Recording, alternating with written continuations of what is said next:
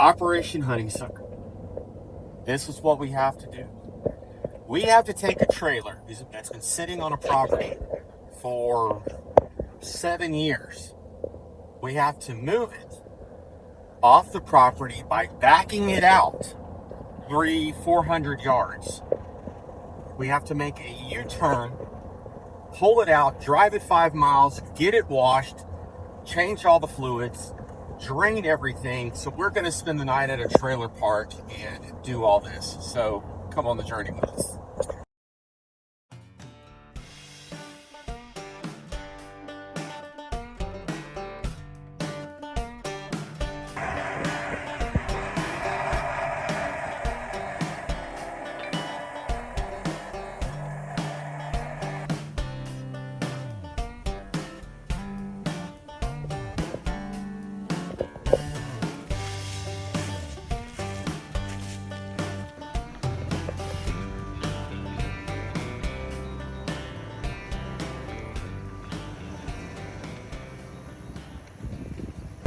All right, we got it hooked up.